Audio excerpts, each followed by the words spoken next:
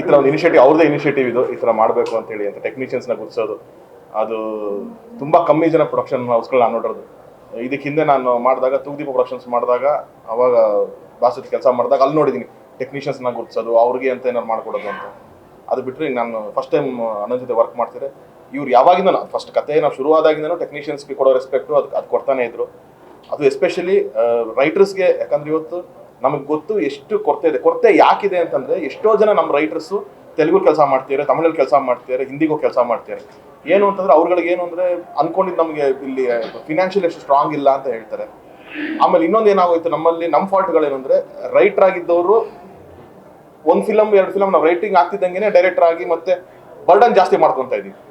ಮೊದಲು ಹೆಂಗಿತ್ತು ಅಂದರೆ, ಯಾರು ಪುಟ್ಟಣ್ಣ ಸರ್, ಸಿದ್ಲಿಂಗಯ್ಯ ಸರ್ ಮಾಡ್ಬೇಕಾರೆ ಒಂದು ಕಾದಂಬರಿ ತೊಗೊಂಬರೋರು, ಅದನ್ನ ಒಂದು ರೈಟರ್ ಯಾರೋ ಚಿ ಉದಯಶಂಕರ್ಗೋ ಯಾರೋ ಒಬ್ರು ಕೊಟ್ಟು ಒಂದು ಮಾಡಿಸೋರು, ಅಲ್ಲಿಂದ ಒಂದು ಡೈರೆಕ್ಟರ್ ಕೈಗೆ ಬರೋದು. ಸೊ 3 ವರ್ಷ ಆಗೋದು. ಈಗ ಅದನ್ನೇ ನಾನು ಫಾಲೋ ಮಾಡಿದೆ. ಓಕೆ, ಜಡೇಶ್ ಒಂದು ಕತೆ ತೊಗೊಂಡು ರೆಡಿ ಮಾಡೋಣ ಅಂತಂದ್ರೆ ಒಂದು ಸ್ಟೋರಿಯಾಗಿ ಜಡೇಶ್ ಶುರು ಮಾಡಿದ್ರು, ಒಂದು ಡೈಲಾಗ್ ವೈಸಲ್ಲಿ ಮಾಸ್ತಿ ಶುರು ಮಾಡಿದ್ರು. ಸೊ ಎಲ್ಲರಿಗೂ ಅವ್ರು ಸಿಗೋ ಕ್ರೆಡಿಟ್ 100% ಆ ಕ್ರೆಡಿಟ್ ಸಿಗುತ್ತೆ. ಸೊ ಇದ್ರಲ್ಲಿ ತುಂಬಾ ದೊಡ್ಡದಿದೆ, ಒಂದು ಎಲ್ಲಾರ್ಗು ಹಂಚೋಷ್ಟು ಕ್ರೆಡಿಟ್ ಇರುತ್ತೆ. ಎಲ್ಲ ನಾವೇ ಮಾಡ್ಕೋಬೇಕು ಅಂತ ಅಲ್ದೇನೆ ಅವ್ರವ್ರ ಜವಾಬ್ದಾರಿಗಳು ಕೊಟ್ಟಾಗ ಕೆಲಸ ಈಸಿ ಆಗುತ್ತೆ, ಸಿನಿಮಾ ಚೆನ್ನಾಗುತ್ತೆ ಅನ್ನೋದು ನಮ್ಗೆ ಈ ಸಿನಿಮಾಯಿಂದ ಪ್ರೂವ್ ಆಗಿದೆ ಅಷ್ಟೇ.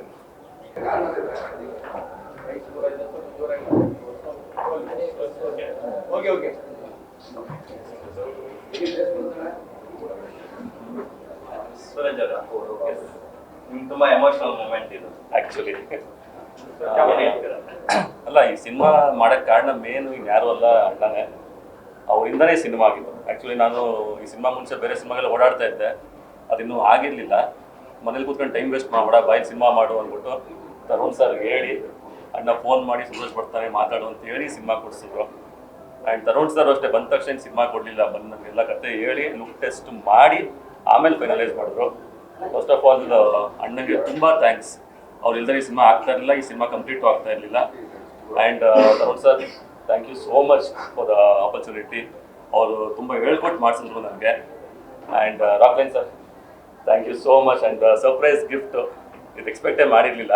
ನನ್ನನ್ನು ಬೇರೆ ವಿಷಯಕ್ಕೆ ಬಾ ಅಂತ ಕರೆದಿದ್ರು, ಅದು ಈ ರೀತಿ ಸರ್ಪ್ರೈಸ್ ಆಯಿತು. ಆ್ಯಂಡ್ ಅಣ್ಣ, ಥ್ಯಾಂಕ್ ಯು ಫಾರ್ ಎವ್ರಿಥಿಂಗ್. ಯಾಕಂದರೆ ಅವರಿಂದನೇ ಇವತ್ತು ನಾನು ಇಲ್ಲಿ ಕೂತಿರೋದು, ಇಷ್ಟೊಂದು ಸ್ಟ್ರಾಂಗಾಗಿ ಕೂತಿರೋದು ಅವರಿಂದನೇ.